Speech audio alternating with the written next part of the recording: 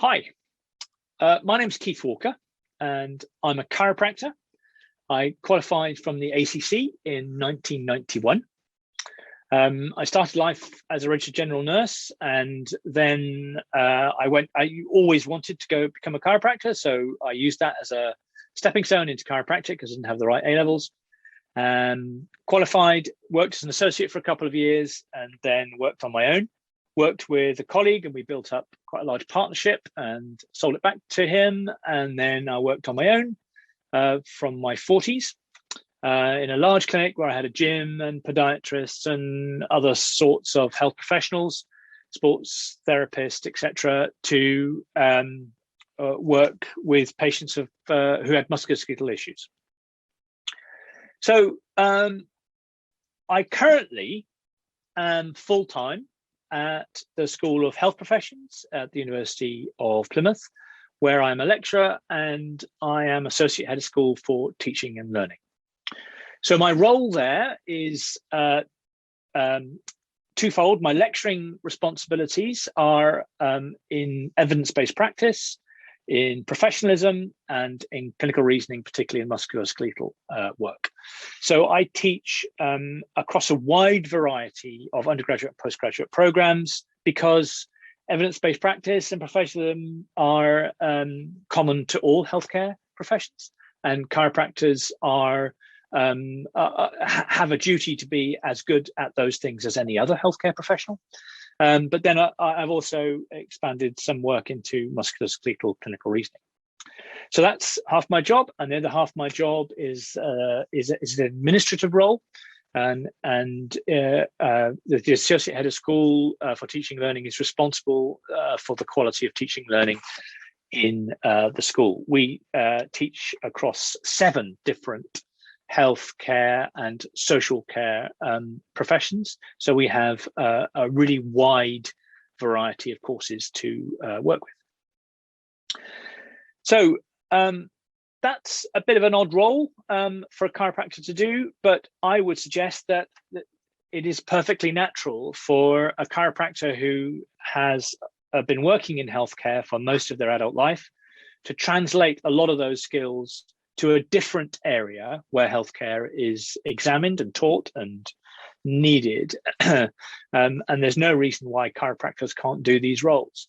I had applied for a number of jobs before I got this one. And it was really gratifying how many jobs I got through to interview just on the strength of my paper. Because you know what, practice as a chiropractor, being out there and working with patients counts for a lot, and you pick up a lot of skills there that particularly if you make them transparent in your CV, you pick up a lot of skills that perhaps aren't obvious to you. Like, for instance, you employ people, and that has an enormous number of skills attached. You work with patients who are in chronic pain. That is a really interesting world with communication and empathy, and working with people who have needs and demands that are quite severe. Chiropractors have many what I call fuzzy skills that you've really got to think about to outline, and it's really important to put those on your CV. You put them on your CV and who knows, you can get a job like mine if you should want it. One of the things that helped me, no doubt, was doing my professional doctorate. So I started in my 40s feeling that I wanted something a little bit more than just clinical practice. And so when a bursary from the RCC was advertised doing evidence-based practice as a distance learning master's module from the University of Hertfordshire, I did it. I was surprised that I found it so enjoyable, and I managed to do it reasonably well. So I thought to myself, well, if I can do that, maybe I can do something more. I looked at a load of masters. I started one at the ACC, wasn't very happy, not because of the ACC, but because of just, life got in the way, as it does whenever you're doing these sort of things. But I came back to it a couple of years later and eventually settled on a professional doctorate at the University of Bath.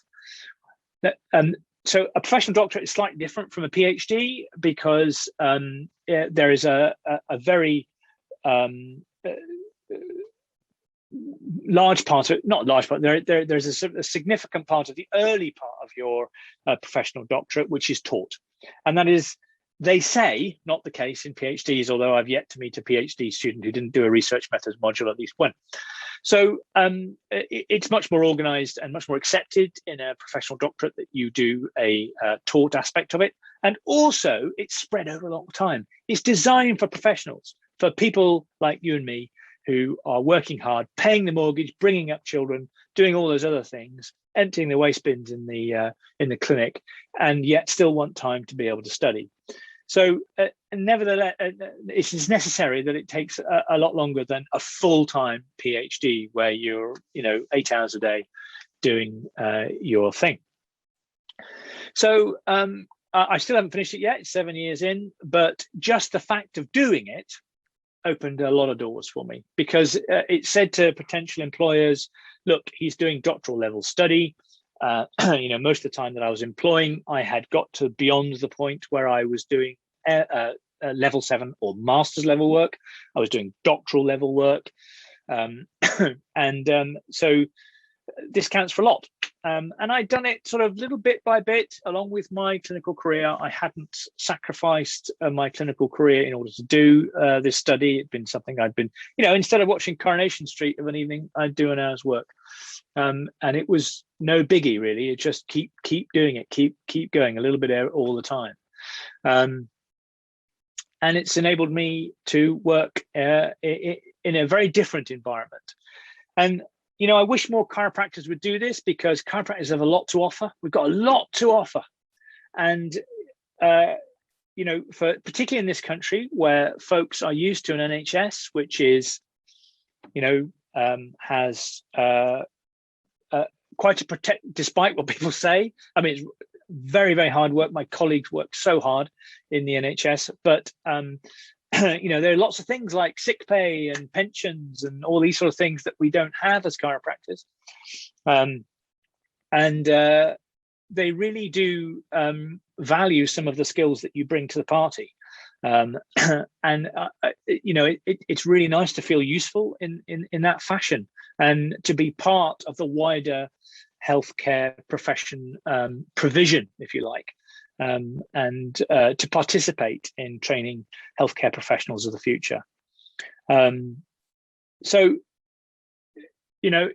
been a bit of a journey. I can't say that it's been all easy. It has, but nothing worth doing has been.